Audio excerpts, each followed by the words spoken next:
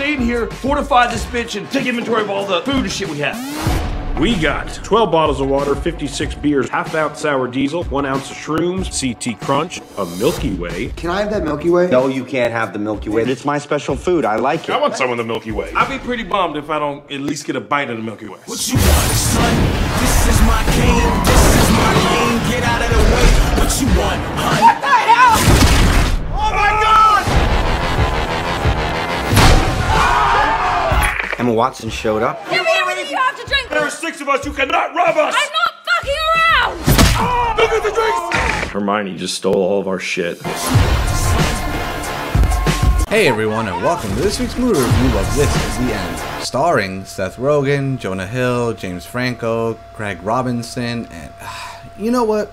The movie just stars everyone who's ever been funny. So recently I was able to attend an advanced screening for this film, and my god am I glad that I went to it, because this was not only one of the best comedies in years, but an amazing time at the movies, and a film that should be seen best in a group or a packed theater to get the best experience out of the film. To go into the story and plot details would be a crime, and would only serve to take away from the movie-going experience, so I'll keep it short and sweet, and simply say that the film is about a set of celebrities coping with and trying to survive a cataclysmic event. Off of the bat, the strongest and most prominent aspect of this film is its use of real names and details instead of making stuff up.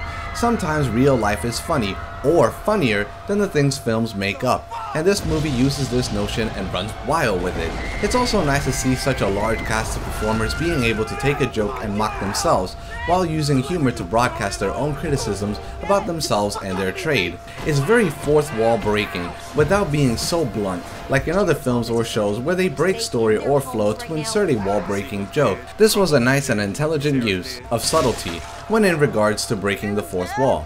The other great thing about this is its ability to introduce a new and more blunt form of comedy, more specifically an honest form of comedy. The film opens up with fans and photographers commenting on the acting range and style of Seth Rogen, and this observational type of comedy only becomes more prominent as the film goes on, with various cast members mocking each other's real-world weaknesses and criticism. This is not the only form of humor the film employs, as it has its own fictional humor, but it was nice to see a balanced mixture of the real world featured alongside fictional humor. The cast is essentially the Expendables of comedy films, and everyone does a fine job making their presence known, but not overstaying their welcome or ruining the film. This was a concern I had with the film as it featured Rihanna, who could have been annoying to the film, but luckily the movie used her in a correct and limited manner that did not hinder the film. It was wise and self-aware of knowing the reception and perception of certain people in the film, and moved in accordance to these notions.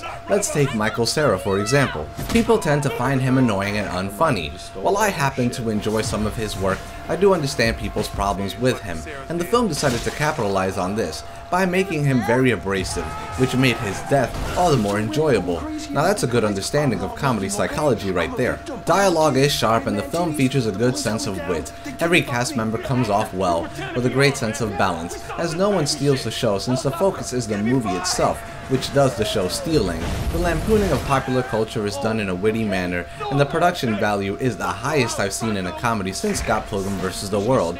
Sound design is great, and even manages to use elements from horror films to create actual scary moments. Although it's not seen much in the trailer for the film, it does feature a lot of use of CGI, as the third act of the film goes balls to the walls, and it's done pretty well. I'm actually shocked by this, and its quality. Was it the best in the world that I've ever seen? No, but it sure as hell was great, and the best I've seen in a comedy in a long time, or probably even period.